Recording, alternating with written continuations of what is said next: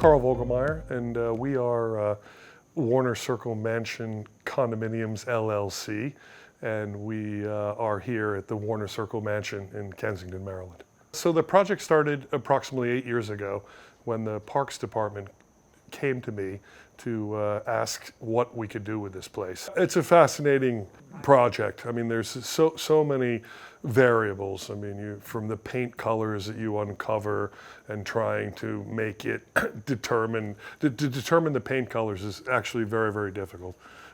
You have windows that once were red. Those red windows that are now being produced by the company that we're choosing, Pella, haven't been produced in 25 years because most people don't use red windows. So you probably don't want to be putting the red windows in.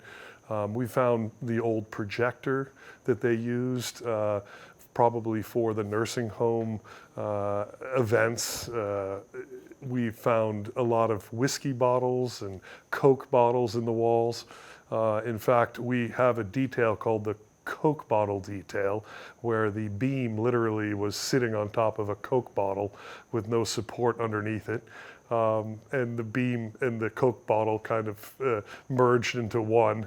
And that was an interesting day, of course. But all of this is hidden until you open up the walls. But finding a lot of really neat doors that were hidden in plaster walls, doors that look like they should be or could be thrown away. I'm standing in front of the main door with the beautiful beveled glass, and that's all going to be usable. The fact is, we're standing in this wonderful grand lobby that will be the centerpiece of the building, that will be open to the public for certain times during the year. The idea is to install the fireplace, reinstall the wainscoting as best as we can, because remember, we're standing in the old offices of the nursing home. There'll be a baby grand piano behind us. We're going to be salvaging the exterior windows in this room. We'll be adding the appropriate crown mold and so forth. And one of the neat aspects of the work that we do is the design aspect. And there won't be ductwork that needs to be bulkheaded and various other issues. It will all be surface mounted, and it will look very clean and like it did before ductwork was invented. To the left and right of me are duplexes. And the duplexes are really age in place, if you will. Each duplex contains a bedroom where, if necessary, you could wheel yourself into if you were, ADA needing. And then there would be a master bedroom suite either above or below. So in the mansion, there are 7 units. And then there's an addition with a annex that connects the two. And that is the corridor behind me that rolls into the addition, which will have an elevator that takes you up to every one of the living floors. Furthermore, there is a carriage house, and we have 2 units in the carriage house, a triplex and a duplex. And there's a fitness center that will be underneath that will be open for the residents to use. Most of the internal walls have been built. And we received that building permit at the end of April.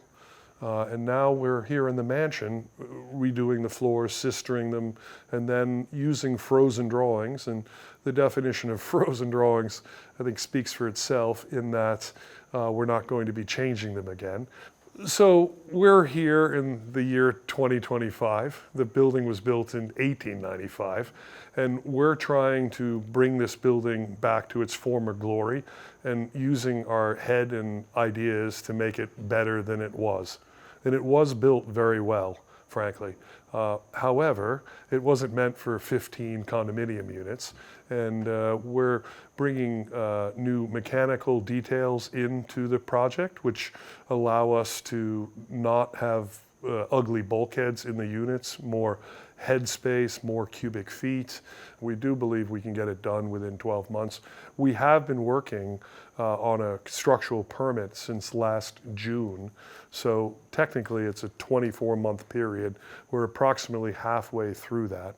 I'm honored to be here. It really truly is a jewel in the Kensington architectural landscape. We aren't regarded as NIMBYs. This is an open park, and really anyone who wants to can walk up to the building and look at it and see how well it's historically restored and so forth.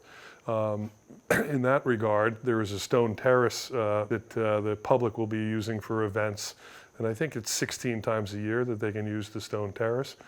There's also 2 bathrooms that can be utilized, one for the parks department, which is in the fitness center, and then another one below us that you can enter off of the stone terrace for events and so forth. So if you want to learn more about the project, we have a QR code that's easily found, and that shows the architectural plans, the units that are still available, and a list of all the amenities that come with the space.